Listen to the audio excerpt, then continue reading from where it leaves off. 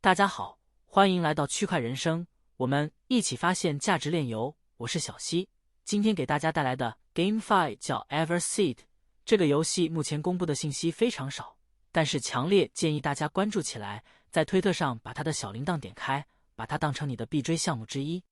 为什么呢？我这里提3点：一、顶级投资人，他的投资方式 Initial Capital， 他投过的代表游戏包括部落冲突、虚荣等。2、优秀的团队，项目方创始人来自 Riot、Blizzard 等游戏行业资深人士，了解游戏行业的应该都知道这几个招牌。3、强大的社区吸引力，在项目还非常早期，仅公布了极少信息的情况下，推特以及 Discord 开了2周不到就双涌入超过了2万人，只能说金子在哪都发光。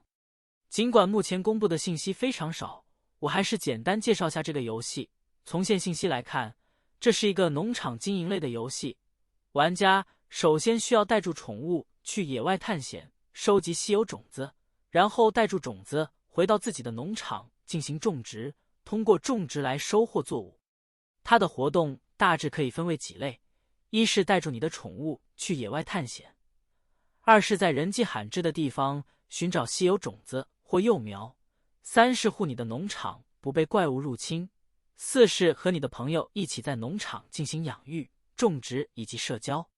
游戏目前列出了一些宠物的设计，所以能想到的 NFT 物品肯定包括宠物。然后农场类的另一个标配就是土地 NFT， 这些预计都会随着游戏的开放逐步开始发售。从项目方目前的动作来看，项目方非常重视游戏的长远发展。首先，他们在官网中就写明了他们是个低碳排放的环境友好公司，收益一大块会用于气候改善。其次，他们并不鼓励大家花费很多时间去干，在 DC 中前面10几天一直是全部禁言的状态，直到今天才按排序的办法放开了少数人的聊天功能。他们更希望建立一个有趣、有意义的社交关系的游戏，而不仅仅是单纯追求财富的游戏。前几天游戏开放了一个招募内部测试的表单，可惜我没注意到现已经结束。总公告看游戏将在今年第4季度进行 beta 测试。好的，以上就是本期的新游介绍，游戏官网、Discord 等信息会放在视频下方的简介中，欢迎订阅我的频道以及推特，我们一起发现价值链游。